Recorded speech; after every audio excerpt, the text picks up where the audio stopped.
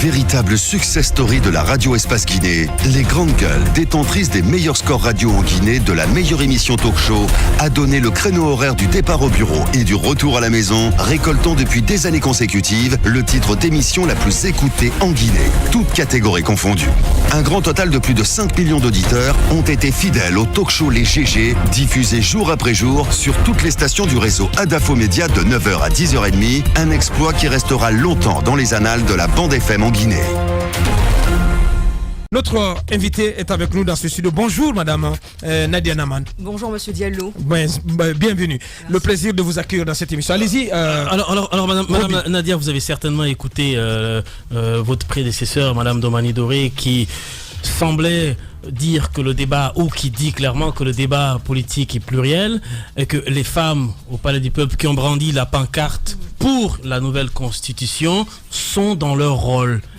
Est-ce que sont dans leurs droits? Donnez-nous un peu votre avis. Vous avez compris l'irruption de la politique dans la fête. Dans la fête des femmes. De la femme. Alors moi je regrette assez amèrement que Madame Domani ait refusé cette idée de débat contradictoire, hein.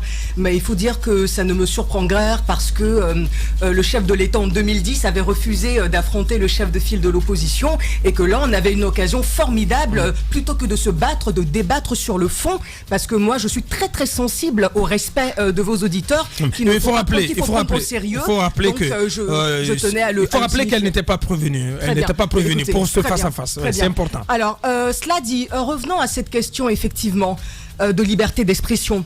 Je ne suis pas d'accord avec vous, mais je me battrai jusqu'au bout pour que vous puissiez vous exprimer.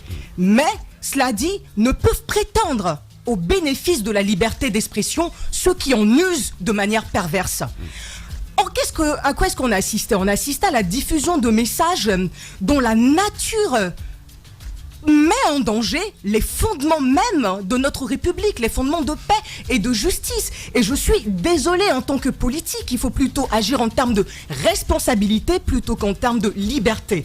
On ne peut pas user de la démocratie, pardonnez-moi, je termine là-dessus, Monsieur Roby, on ne peut pas user de la démocratie en abusant et en pervertissant les fondements. C'est ce que j'aimerais signifier. J'ai envie de comprendre, j'ai envie quand même de comprendre l'utilisation de l'expression pervertissant, quand on sait quand même que dans une entité publique, comme l'expliquait Madame Domani Doré, 100% de personnes ne peuvent pas être d'accord sur une idée. Est-ce que, selon vous, ces femmes qui étaient au Palais du Peuple, qui ne représentent pas toutes les femmes de la Guinée, et n'avaient pas le loisir, la liberté de s'exprimer sur une question politique qui les concerne? Vous n'êtes pas d'accord avec Domani? On va y arriver, camarade chéri, que ces femmes étaient dans leur droit, dans leur rôle et dans leurs droits. On va y arriver, cher Monsieur Diallo. Oui. Alors, il faut dire ceci, les vidéos où ces femmes ont été grassement rémunérées ne vous ont pas échappé, hein, malheureusement. Moi, je trouve extrêmement... Moi, je condamne pas ces femmes.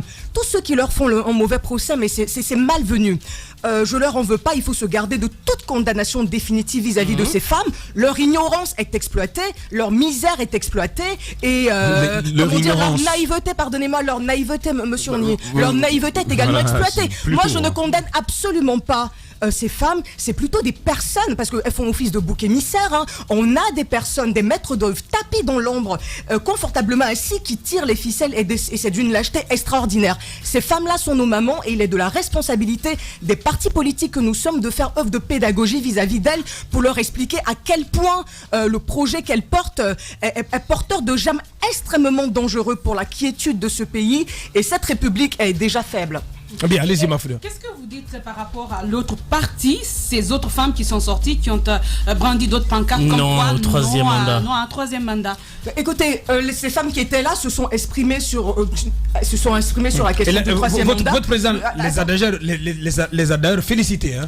Et là, c'est dans les dialogues. Oui, parce que là, il fallait, écoutez, c'était à mon sens fondamental de montrer à l'opinion publique nationale et internationale que ces femmes qui étaient présentes ne représentaient aucunement la moitié, les plus de 50%. Ce que j'aime dans votre propos, si vous permettez, les gars, celles-là aussi ne sont pas dans leur rôle. Ce que j'aime dans votre propos, ce que j'aime dans votre propos, c'est que les premières sont naïves, manipulées, exactement, pour les autres, c'était perverties, opportun de réagir. Alors, voyez un peu, finalement, est-ce que tout tout le monde n'a pas manipulé tout le monde. Corolla Junior. Il ne manquait que ça. C'est pas possible. Là, Junior, il dit, vous la laissez elle donc parler sans. Je m'attendais à ça. À sa guise. Il dit, tant de opposants. Mais non, c'est pas possible. Là, Junior, il ne peut pas nous traiter de. Mais moi, je pense que pour répondre à ces éléments de Thomas, moi, je pense que. Il faut partir d'un point, d'un postulat important. Moi, j'aimerais dire à quel point je regrette, parce que on a un événement qui permettait de fédérer.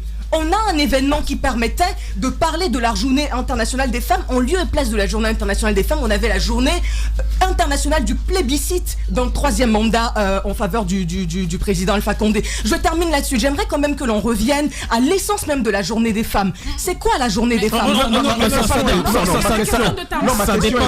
Ça dépend du contexte. À cause du temps, on a que 5 minutes là. Ça dépend du contexte et du pays. Peut-être même moins. Oui, c'est cela. Alors moi, ma préoccupation, elle est simple. On a 6 minutes. Ah d'accord, vous dites des premières, hein, vous le dites vous-même, vous dites des premières qu'elles sont manipulées, qu'elles sont naïves. Au départ même, vous parlez d'ignorance, c'était des ignorantes. Mais ensuite, les autres, vous trouvez que leur réaction, c'était plutôt opportun et salvateur de notre pays. Moi, c'est ma réaction, j'ai envie de savoir, est-ce que vous aussi, vous n'avez pas fait comme les autres, c'est-à-dire manipuler tout le monde? Et la question simple que j'ai à poser après votre réaction, c'est de savoir, est-ce que oui ou non, on a le droit de demander un référendum sur la Constitution? Alors moi je pense déjà qu'il y a un point de départ. Le point de départ, c'est qu'on a affaire à des femmes. Parce que quel est le point de départ de tout ça? Quel est le point de déclenchement de tout ça? Des femmes qui sortent et qui mettent en danger la République pour quelques miettes, des femmes dont on exploite la misère matérielle. Et ça, c'est inadmissible. Même si elles ont le droit. Mais écoutez, non, demander un référendum. Non, attendez, je vais revenir au référendum, s'il vous plaît. Pour moi, c'est fondamental de revenir au référendum. Je pense qu'il y a un ensemble de questions à poser et un ensemble de questions très, très importants. Alors déjà, il est très, très important de souligner que ces experts juridiques qui sont tapis dans l'ombre et qui, moi je les appellerais même des couturiers juridiques, dont l'expertise est sollicitée pour pouvoir contourner les pratiques constitutionnelles. C'est très intéressant pour les observateurs que nous sommes de juger qu'ils ont renoncé à la révision. Sur les pancartes, on voyait là au projet de nouvelle constitution, ils se sont dit, bon, la lecture combinée des articles 27 sur la limitation du mandat à 2 mandats et l'article 154 qui pose le principe d'irrévisabilité, on n'y touche pas, donc ils vont vers une nouvelle constitution. Alors moi je pense qu'il faut se poser des questions de l'égalité, des questions de légitimité et des questions d'opportunité. Commençons par des questions d'opportunité, s'il vous plaît. Quelle est la finalité poursuivie par ce projet de nouvelle constitution? Alors, quel est l'intérêt? Est-ce que ce projet de constitution va dans le sens de l'intérêt supérieur de la nation? Est-ce qu'il y a des dispositions constitutionnelles dans ce projet de constitution qui sont telles qu'il faille absolument les en éliminer? Il y a pas mal de débats là-dessus. Une urgence vitale. Et quelle est l'opportunité d'un tel projet sur les conditions de vie des Guinéens aujourd'hui? Et surtout, pardonnez-moi, c'est surtout les questions de timing, l'opportunité d'un tel monde, l'opportunité d'un tel timing.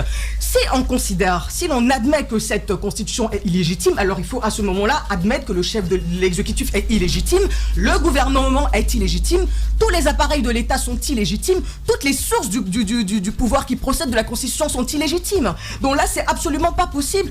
On a affaire, sur la légalité. Et donc, dans ce cas, vous mettez tous les politiques dans le même panier. Alors, sur les éléments de l'égalité, pardonnez-moi, laissez-moi terminer. Alors, sur les éléments de l'égalité, il est important de noter, de faire appel à 2 instruments internationaux, régionaux, 2 instruments africains qui garantissent le principe de l'alternance du pouvoir. Parce que l'alternance du pouvoir, c'est la respiration de la démocratie. Je vous fais noter qu'à l'époque, en 2003, on avait le FRAD, le Front républicain pour l'alternance démocratique. Et en tête de peloton de cette plateforme, de cette coalition, on avait le RPG Arc-en-Ciel qui se battait corps et âme. Le RPG à l'époque. Le RPG, absolument, qui se battait corps et âme pour la survenance d'une démocratie, pour l'état de droit et parce que l'alternance se fasse. Donc c'est moins la volonté de la légalité, de la légitimité que de la volonté de se maintenir au pouvoir ad vitam aeternam. Et je terminerai en évoquant 2 instruments régionaux très importants, si vous le permettez, assez vite. La charte africaine. Mais je voudrais que vous souligniez également la souveraineté des nations, des États face à toutes ces conventions. Parce que c'est important.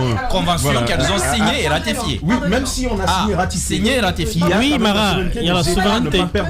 Bien. Merci beaucoup pour la formidable perche que vous me tendez. Parlons de souveraineté. Parce que qu'est-ce qui se passe maintenant? on remarque que l'ère des manipulations inélégantes des constitutions est révolue. Maintenant, on est plutôt soucieux d'un vernis de l'égalité. Alors quand c'est comme ça, qu'est-ce qu'on fait? On se cache derrière le peuple. Cette entité abstraite dont on ne sait même pas la définition. Ah, il faut terminer les chantiers qu'on a commencés. Ah, c'est pas nous, c'est le peuple qui le demande. Mais attention à la manipulation et à la confiscation de la volonté. Madame Nadia. Non, mais attendez, c'est fondamental que je finisse sur la question de la souveraineté. Parce qu'en démocratie... Non, mais je termine. Il reste pas beaucoup de temps. Pardonnez-moi, en démocratie, non, mais monsieur Roby, c'est fondamental et je me tairai, promis. Voilà. En démocratie, la souveraineté... Il reste pas beaucoup de temps. Pardonnez-moi. En démocratie, la souveraineté appartient au peuple. Mais force est de constater que ce peuple n'est pas en mesure, très malheureusement, d'exercer en toute liberté cette souveraineté parce que les élections ne sont ni claires, ni transparentes, ni sincères et que le jeu démocratique est biaisé par la fraude, par la corruption et par les irrégularités électorales. Alors permettez-moi de poser très rapidement deux petites questions. Il ne reste plus qu'une minute. Mais très rapidement, vous parliez de l'opportunité du timing, etc. Est-ce que cela empêche une partie de la population qui se sent dans le rôle de poser le débat clairement, puisqu'on a longtemps parlé de ce débat de troisième mandat, de révision de la Constitution, et les gens pensaient que c'était un débat qui n'était pas opportun. Est-ce qu'aujourd'hui, vu les nécessités que vous-même vous relevez, est-ce qu'il n'est pas important de poser clairement, publiquement ce débat afin que le problème soit résolu? Ça, c'est la première question. Deuxième question, est-ce que si les politiques parlent aujourd'hui de révision de la Constitution, vous parlez de la solidité des constitutions en faisant allusion à d'autres États, est-ce que finalement la nôtre n'a pas une brèche, n'a pas une faille qu'il faille corriger globalement? Alors, commençons. Moi, je pense pour clore définitivement ce débat de toucher à la Constitution. Très bien. Écoutez, il est important de rappeler le contexte de la naissance de cette Constitution. En 2010, on a les accords de Ouagadougou. On a le président de la République par intérim. On met en place une Constitution par ordonnance. Et là, on met en place le Conseil national de transition, le CNT. Et par ordonnance, le CNT se voit conférer la fonction d'un organe délibérant qui a le même rôle qu'une assemblée législative. Parce qu'une Constitution peut naître de diverses manières, soit à la suite d'une rupture démocratique suite à un coup d'État, soit elle peut être mise en place par une assemblée constituante, soit par le Parlement. Donc le CNT faisait office de Parlement, d'organe délibérant. Alors maintenant, pour revenir à votre première question, écoutez, c'est très très pervers sur un sujet comme ça. Liberté d'expression, oui, mais regardons un peu le tissu social de ce pays. Ce monsieur, il a fait 2 mandats. Il a fait 2 mandats et il est temps qu'il écoute le peuple. Parce qu'il est inadmissible de s'enfermer dans une logique implacable qui voudrait que la porte de sortie, qui voudrait qu'il y ait 2 portes de sortie pour les chefs de l'État, soit le cercueil, soit la prison. Non, Alpha Condé peut sortir de ce pays par la tête haute, pardonnez-moi, en s'adonnant à des activités de fondation. Tenez, parlons de... Pardon. Oui, non mais l'opportunité du débat, écoutez, il n'y a pas de débat en l'Espagne. Le rôle de cette opposition pendant les 2 mandats du chef de l'État, moi je veux bien comprendre. Quand on prend le chef de file de l'opposition, on verra que dans malheureusement, le temps qui nous est imparti est clos. Non, chère madame. Malheureusement, le temps qui nous est imparti est clos. Oui, en 30 secondes, s'il vous plaît. Mais on ne peut pas faire ce procès à l'opposition qui, depuis 2010, a payé en lourd tribut de manifestation en manifestation à exiger le respect des calendriers électoraux, à se battre pour que les élections se fassent à bonne date. Mais quand on est dans un pays censé mettre un état de droit et que le calendrier électoral dépend de l'humeur du chef de l'État, qu'est-ce qu'on fait? L'opposition aussi se bat. Mais dans cette affaire de 3e mandat va bien au-delà de l'UFDG. J'en appelle à une union sacrée. Tous les partenaires qui peuvent se coaliser. Il est temps de faire taire nos divergences, de se lever, de dire non au 3e mandat pour éviter que ne triomphe la médiocrité, pour éviter que ne triomphe...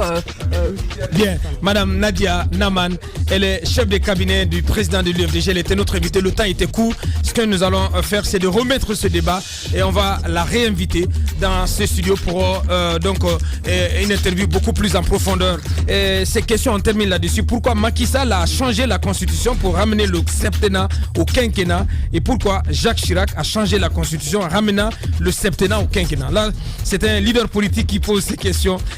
Lansana Conté ne crame pas en enfer pour tripatuer la Constitution. On termine là-dessus. Merci à vous, Madame Nadia Naman. Merci d'être passé par ici ce matin. Merci à toute notre équipe de réalisation. Mamoudou Kondé, le colosse du côté de la télé. El Maestro, Mohamed Gabi du côté de la radio. À notre équipe de cadrage également. Grand merci. Nala Sidibé, notre ingénieur du son. On remet ça demain matin dès 9h. Portez-vous bien, au revoir.